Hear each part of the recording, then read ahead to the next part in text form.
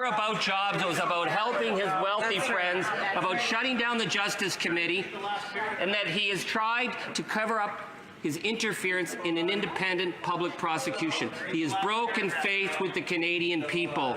Why is he so afraid of an investigation into his actions in making up the facts around the SNC lobbying? Honorable Prime Minister.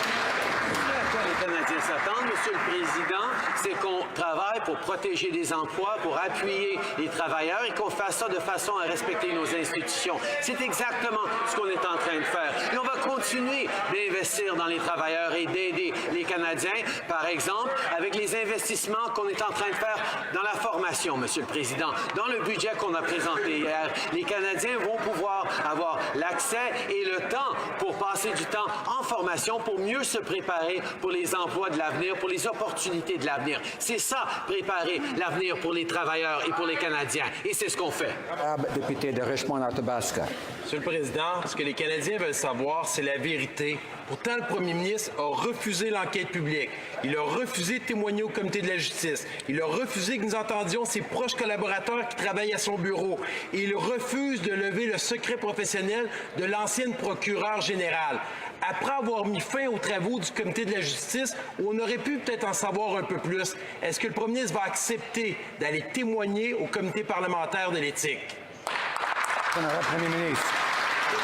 Monsieur le Président, Monsieur le Président de la Chambre, nous comprenons que les comités parlementaires choisissent eux-mêmes les témoins qui vont inviter, les études qu'ils vont faire et je vais toujours respecter les décisions prises par les comités. Nous, de ce côté de la Chambre, on respecte nos institutions. C'est pour ça qu'on est en train d'investir dans nos institutions, d'investir dans les Canadiens aussi. Nos investissements en infrastructure à travers le pays, nos investissements dans du logement abordable, nos investissements dans la connectivité, notre aide pour les fermiers laitiers. Nous savons à quel point nous continuerons de travailler pour les Canadiens.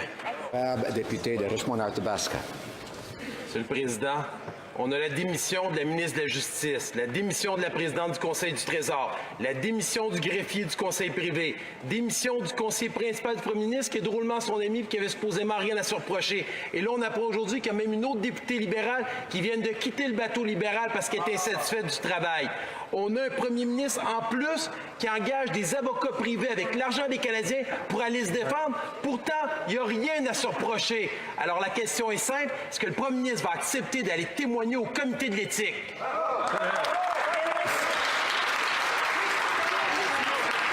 Comme les conservateurs devraient le savoir, ce sont les comités eux-mêmes qui décident quels témoins ils vont entendre et on va toujours participer à leurs études. En même temps, Monsieur le Président, je veux souligner que hier, dans notre budget, on a démontré qu'on est encore en train de se concentrer uniquement sur les Canadiens. On laisse les conservateurs jouer à de la politique. Nous, on a un plan pour l'économie. Ça a livré 900 000 nouveaux emplois depuis 3 ans. Ça a donné une baisse dans le taux de chômage le plus bas depuis 40 ans. Et les conservateurs n'ont aucun plan pour l'économie. Honorable député de Louis-Saint-Laurent. Monsieur le Président, depuis 1 an et demi, les libéraux, le premier ministre en tête, presque la larme à l'œil, disent qu'ils sont là pour protéger les 9 000 emplois de SNC-Lavalin. Mais voilà que le chat sort du sac, Monsieur le Président, puisqu'à la presse canadienne, le président de SNC-Lavalin affirme qu'il n'a jamais cité la protection des 9 000 emplois. Exactement le contraire que ce que le premier ministre dit depuis 1 mois et demi. Maintenant que l'on sait, Monsieur le Président, que le comité parlementaire à l'éthique va enquêter sur le scandale libéral SNC-Lavalin, est-ce que le premier ministre va accepter de témoigner et dire sa version des faits? Très honorable Premier ministre. Monsieur le Président, depuis 2015, on a toujours tout fait pour protéger les travailleurs et les emplois et on va continuer de le faire, surtout puisque depuis 2015, les Canadiens ont créé plus de 900 000 emplois à travers le pays. Toutefois, on a reconnu que pas tous les Canadiens ont accès à la formation nécessaire pour accéder à de nouveaux emplois. Donc, avec le budget qu'on a annoncé hier, on a créé l'allocation canadienne pour la formation qui aidera les travailleurs à trouver le temps et l'argent pour améliorer leurs compétences.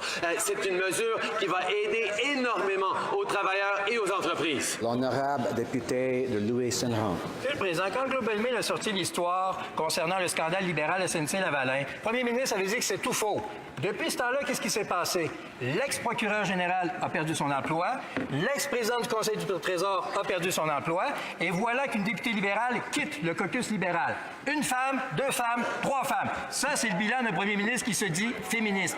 Monsieur le Président, puisque le comité à l'éthique va se réunir pour étudier le scandale SNC-Lavalin, est-ce que le premier ministre va accepter de dire sa version des faits, oui ou non? Premier ministre. Nous allons toujours collaborer avec les comités qui vont eux-mêmes choisir quelles études ils vont faire. Mais en même temps, nous savons que d'investir dans les Canadiens, d'investir dans l'économie canadienne, comme on a promis de faire depuis 2015, ça a fonctionné, Monsieur le Président. On voit la croissance économique qu'on n'avait pas vue sous les années Stephen Harper. On voit la création d'emplois qu'on n'avait pas vue dans les années Stephen Harper. Et malheureusement, les conservateurs sont encore pris avec la même approche de Stephen Harper. Et c'est pour ça qu'ils ne veulent pas parler d'économie. Ils veulent pas parler du budget. Ils veulent rien que faire de la politique. Nous, on va rester concentrés sur les Canadiens. Honourable member for Vancouver East. 5 million students around the world took to the streets in a climate strike last Friday.